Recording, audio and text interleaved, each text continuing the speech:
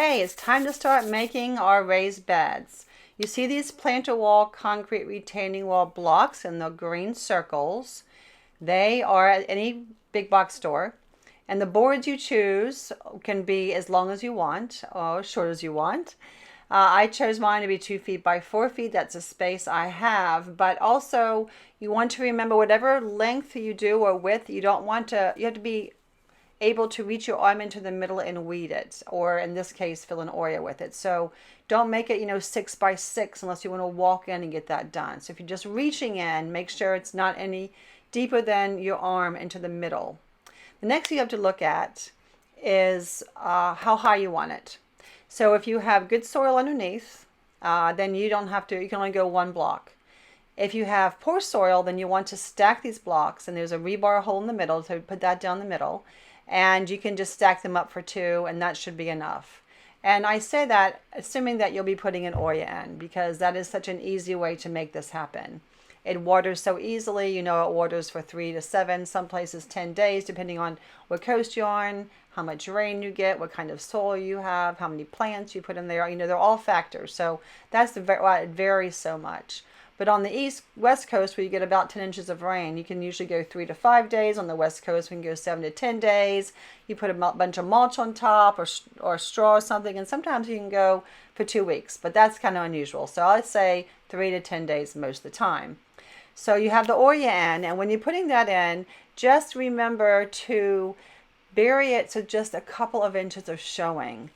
Sometimes people let the curve show, and it still works, but it can't be as efficient because the water is evaporating through that curve, through the clay. And that way you can have space for some mulch or something like that, straw or pine needles. For strawberry beds, of course, they like pine needles because they're acidic. So you want to make sure that you leave the soil 2 inches below the lid, below the rim, so that no soil or mulch gets into the Oreo. So that's that. The next thing is, here you can see that I was building one bed, and then you can see is in this next one where I've put the plants in. That was in the fall. Now the next one, this video is showing the spring. And you can see the spring is this one because daffodils that I planted are coming up. I forgot I put them down there. But that isn't really a big problem. So now we are at the time when the strawberries are getting beautiful and the animals are trying to eat them. So I tried 2 different systems to protect my strawberries. So here you go. So here are the 2 systems I have for my strawberry beds. This one I got bamboo. I split it, arched it, put the fabric on, put a second bamboo strip on the top.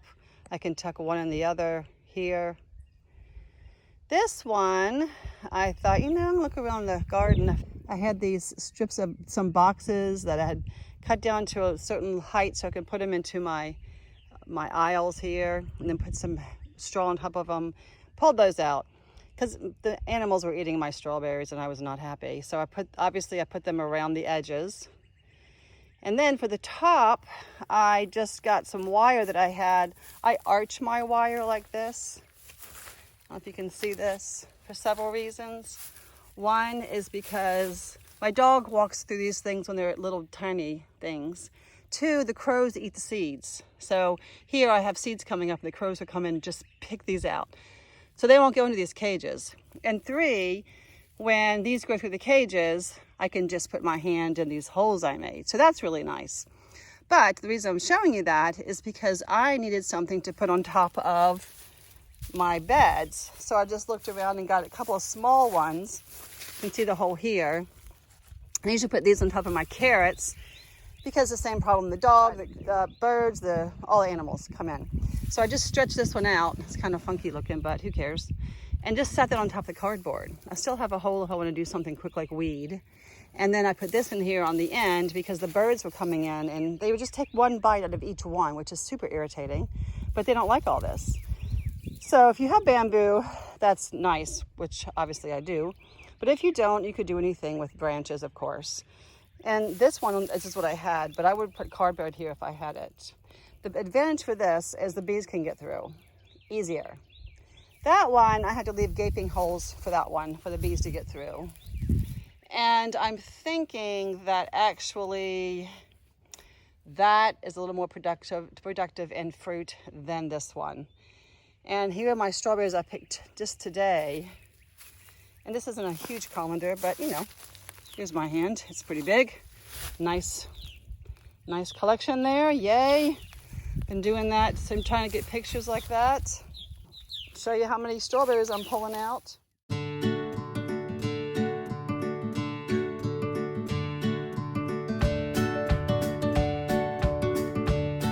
I have, you know, that left at least.